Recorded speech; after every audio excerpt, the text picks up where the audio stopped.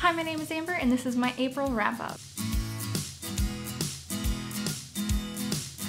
We have having work done on our house right now, so we are not able to stay there and we are currently staying in a hotel. That is why I'm in the room that I'm in at the moment. Now, because of the fact that I am in a hotel and the fact that we were moving in the beginning of the month, I honestly had no hope for this month. I really did not think that I was gonna get that much read. Somehow, by some miracle, I read a total of 11 books this month. 2 of them were novellas, but still 11 books is way more than I normally read. So I don't know if having an extremely busy month helped my reading or if it was just because of the books that I was reading this month, but I read way more than I thought I would, and most of them being in the last couple of weeks of the month because the first 2 were spent basically reading one book, which is the book that I'm going to start with, and that is Yes Please by Amy Poehler. I decided to pick this up because of the fact that I knew it was going to be quick, I knew it was going to be simple and light, and it is one that I've been wanting to get to so much, and I'm so glad that I finally did. This book took me probably 2 weeks to read, and it had nothing to do with the book itself. That just had to do with everything that was going on and how busy things were. I'm a huge Parks and Rec fan, and so when this came out, I was really excited, and it just took me forever to finally pick it up and get to it. It's extremely funny, and it's interesting to see her life and the things she goes through and how she got to the position that she is right now, and it's incredibly interesting insight into her life. While I'm not saying this is the most phenomenal thing in the world, there were definitely parts where I was just kind of meh about what I was reading. There were definitely parts that I was cracking up and really enjoying. I ended up giving this 4 out of 5 stars. Next, I picked up The Distance Between Us by Casey West. When I finished Yes Please, I was already almost midway into the month, and I had, again, no hope for what my reading was going to be like, so I decided to pick up something really short that I thought was going to be extremely cute and really simple to read. This is my first Casey West novel that I've ever read, and I can say easily that I am excited to try out some of her other books because I loved this so much. This is the story of Cayman, who has grown up her entire life hearing from her mother that rich people aren't to be trusted. They're not the greatest people, and she's just always had this mindset until one day Xander walks into her mother's shop and things start to change. He starts to really show her a new side. It's such an incredibly sweet story and fun story and really fast to read, and I love these characters so much, and so I gave this 5 stars. Next, I'm going to talk about these all at once because it'll be a lot easier and hopefully shorten the amount of time on this video. I decided to read the entire Anna and the French Kiss series by Stephanie Perkins. I really enjoyed Stephanie Perkins' stories and My True Love Good for Me and Summer Days and Summer Night, but I hadn't read her actual novels yet. This is definitely a series that if you're in the book community at all, you know about them. You've seen the covers, you've heard people rave about them constantly. So when I finally got all 3 of them and I finally had the opportunity to pick them up, I decided to start with Anna and just see how things went. I flew through this entire series probably in the span of maybe 3 to 4 days. It definitely was less than a week. It was so incredibly fast and so much fun. I gave all of them 5 out of 5 stars. This is the stories about different couples in each book, but all the stories kind of intertwined together in some way, and I love when that happens because reading a book about characters and falling in love with them and then moving on to the next one and finding new characters that you love but also seeing the old ones kind of thrown in there a little bit too was just so much fun and so sweet, and I loved it so much, and I definitely thoroughly enjoyed this series, and I can't wait to see what else Stephanie Perkins has in store in the future because I know she has a new book coming out soon, and these have definitely got me interested in reading more of her writing. Now, the next 2 I read are the novellas that I got. If you don't know, I am part of Ray Wagner's launch team for her Sphinx series, and there were a couple of short stories that she came out this month that she sent to me for review. The first one being Splintered Souls, which is actually not part of the Sphinx series at all. It is a completely different story to that. It's about a character named Aracilla, which I think I'm saying the name right, but I could be completely butchering it, and I am incredibly sorry if I am. But she's Valkyrie. As Valkyrie, she has to go to a new town, get comfortable around these people, and eventually someone dies and she has to take their souls. She takes the souls of fallen warriors and athletes so that they can be prepared for the final battle. In this new town, she ends up meeting a boy and things get crazy and insane, and it's just really interesting story. I think it was very, very interesting and really easy to read, and I loved the characters a lot. I think the romance was definitely interesting. I just definitely felt like everything was so fast. I ended up giving it 3 stars. Next, I read Son of War by her as well. Son of War is the story of Zan, who is a character in the Sphinx series. If you've read that series, you know who Zan is, and I know there's a ton of people out there who love his character very, very much. While I enjoy Zan in the series, I wasn't ecstatic about reading the short story. I was definitely interested to see what it was going to be like, but he's not one of my favorites in the series at the moment. So this was definitely an interesting story for him. It is not really too far back into his past, so he's still very similar to who he is in the series as we read him. Ray Wagner has incredible writing. I always love the way that she words things and the way that she explains the story, and I definitely saw that in this and really enjoyed her writing in this. And I think if you love Zane, you will really enjoy the short story. It's a lot of fun, and I will leave both the links to where you can buy both of those on Amazon and check them out. But I ended up giving Son of War 3 stars. The next 3 books that I read this month are all through NetGalley. The first one being Girl Out of Water by Laura Silverman. This is the story of a niece who has lived on the beach her whole life with her father, and she has incredible friends there, and she is about to spend one of her last summers with all of her friends before some of them go off to college. But one day she learns that her aunt was in a car accident. She and her father have to go to Nebraska for the summer to help her aunt and take care of her kids, and this is an extremely sweet story. It's very family oriented, and there is a romance, and I definitely think the romance is interesting, and it's just a fun read for the summertime. And while I was enjoying most of it, at the very end, as soon as I finished flipping that last page, my mind just was very confused. It ends without fully explaining a lot. It ends with you wanting more and wanting to understand more, and there's so many questions, and some things just don't get answered for me, and that frustrated me a lot, and it was definitely the main reason why I ended up giving this 3 stars. But overall, it was still a really fun book, and I believe it actually comes out today, which is May 2nd, as I am filming this, so it is going to be out by the time I get this up if you want to check it out. Next through NetGalley, I was lucky enough to read It Started With Goodbye by Christina June. This is a story about Tatum, who in the beginning of her summer ends up being arrested for a crime that she did not commit, and it is a terrible way to start off her summer. And this whole entire story is basically her struggle to deal with getting back the trust of her family and dealing with her family in this tough time, as well as dealing with her friends and dealing with school and work, and as well as a little bit of romance thrown in there. And it is a fun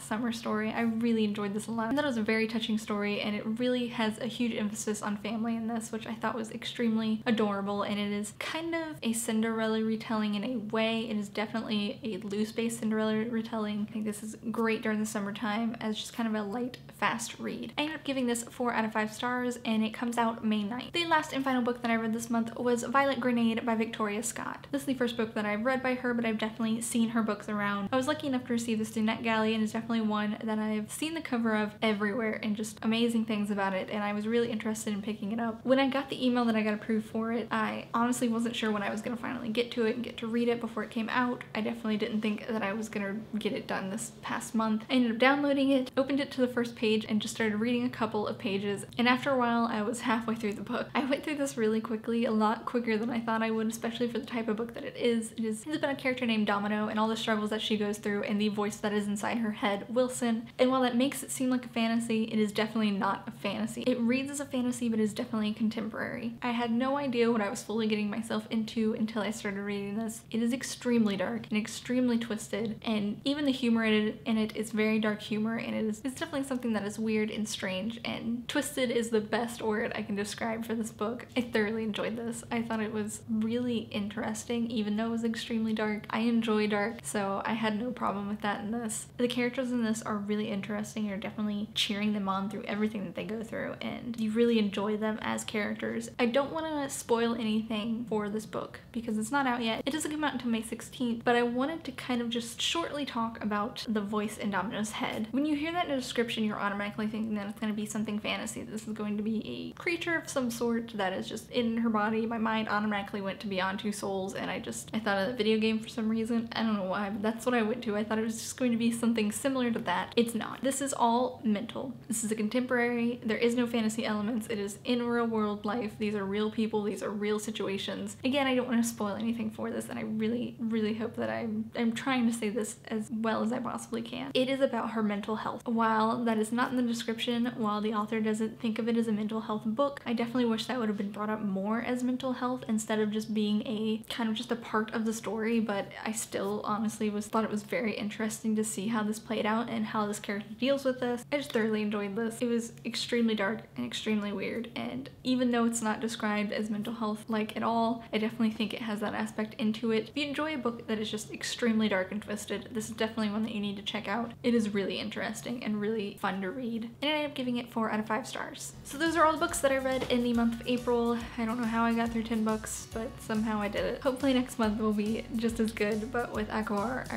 really don't know if that's gonna happen. Let me know your favorite read down below, and if you're excited for any of the books that are supposed to be coming out in the month of May that I've mentioned. I hope you enjoyed this video, and I'll see you guys next time.